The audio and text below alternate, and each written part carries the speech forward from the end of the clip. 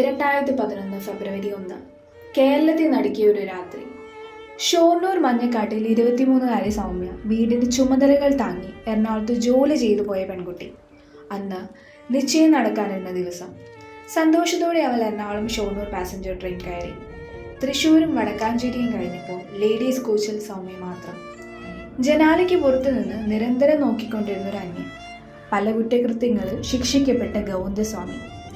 വള്ളത്തോൾ നഗർ വിട്ടതോടെയാണ് അവൻ ലേഡീസ് കോച്ചിൽ കയറിയത്. പിന്നീട് സംഭവിച്ചത് കേരളത്തെ ഒന്നാകെ ഞെട്ടിച്ച ഒരു ക്രൂരത. സൗമ്യയെ ഗുരുതരാവസ്ഥയിൽ കണ്ടെത്തി ആശുപത്രിയിൽ പല ദിവസങ്ങൾ പോരാടിയെങ്കിലും ഫെബ്രുവരി 6 അവൾ വിട പറഞ്ഞു. ഫാസ്റ്റ് ട്രാക്ക് കോടതി പ്രതിക്ക് വധശിക്ഷ വിധിച്ചു. ഹൈക്കോടതിയും അത് അംഗീകരിച്ചു. പക്ഷേ സുപ്രീം കോടതി മർഡർ ചാർജ് ഒഴിവാക്കി. ബലാത്സംഗത്തിന് മാത്രം ജീവപര്യന്തം. വിധിക്കെതിരെ സംസ്ഥാനത്ത് ആകെ വലിയ പ്രതിഷേധം പൊട്ടിത്തെറിച്ചു. സൗമ്യയുടെ കഥ ഒരു പെൺകുട്ടിയുടെ യാത്രയല്ല, സ്ത്രീ സുരക്ഷയെക്കുറിച്ച് കേരളത്തെ ഞെട്ടിച്ച് ബോധ്യപ്പെടുത്തിയ ഏറ്റവും വേദനാജനകമായ സംഭവങ്ങളിൽ ഒന്നാണ്.